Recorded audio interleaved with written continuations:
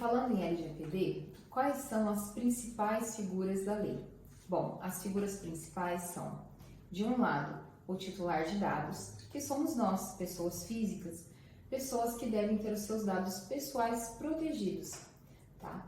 E de outro lado, nós temos os agentes de tratamento, que se subdividem em controlador, operador e suboperador, tá?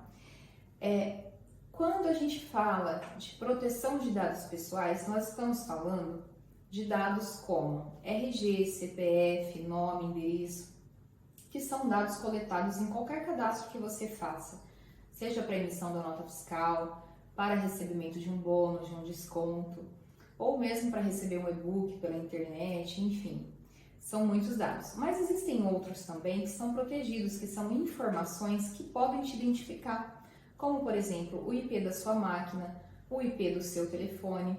São informações que a gente às vezes nem imagina que são coletadas quando a gente acessa um site, um aplicativo, mas tudo isso pode vir a nos identificar, tá? Então, dado pessoal é aquele que identifica alguém, como um CPF, por exemplo, mas também o IP de uma máquina, ou até mesmo as suas preferências de site. Isso é algo que, junto com outras informações, pode vir a te identificar.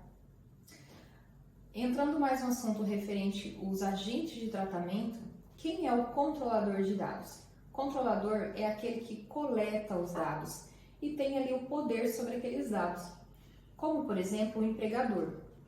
Ao contratar um funcionário, ele coleta ali o currículo, nome, RG, endereço, título de eleitor, são muitas informações que, para cumprimento das obrigações legais, o empregador precisa coletar do funcionário.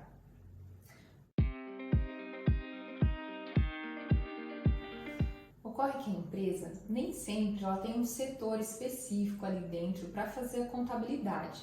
Por este motivo, ela contrata um escritório, um terceiro para fazer sua contabilidade.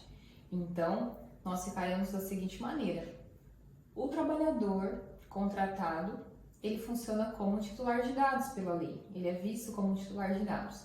O controlador é a empresa, é o empregador que coletou esses dados.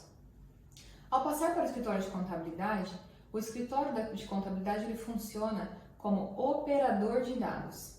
Então, nós temos a figura do titular de dados, do controlador e do operador.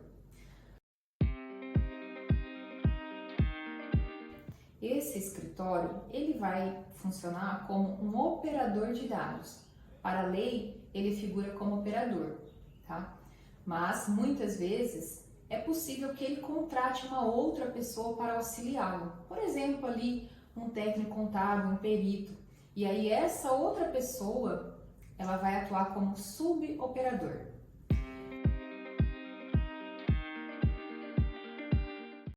A terceira figura da lei é a ANPD, que é a Agência Nacional de Proteção de Dados. Ele é um órgão de fiscalização e ela que vai fazer ali os procedimentos administrativos para dar uma advertência, uma multa, aplicar as penalidades da lei, tá? A Agência Nacional de Proteção de Dados, ela cria também regulamentos, guias orientativos, como por exemplo, a figura do suboperador, ela não está descrita na lei, mas ela está no guia orientativo da ANPD. A quarta figura da lei é a pessoa do encarregado de dados. Ele é o responsável dentro da empresa ou do órgão público por atender as demandas dos titulares de dados e da Agência Nacional de Proteção de Dados. O encarregado ele pode ser uma pessoa física ou jurídica, pode ser um funcionário interno dentro da empresa ou um prestador de serviços, um terceiro, que nós chamamos de ex-service. O artigo 41 da Lei Geral de Proteção de Dados, ele diz que todo agente de tratamento deve indicar um encarregado. No entanto, agora em 2022, a Resolução 02 da ANPD regulamentou que os agentes de pequeno porte não serão obrigados a indicar um encarregado. No entanto, caso ele venha a indicar, será considerado boas práticas. Porém, ele pode não indicar um encarregado de dados, mas ele deverá disponibilizar um canal para que as pessoas possam entrar em contato, tanto os titulares de dados quanto a NPD.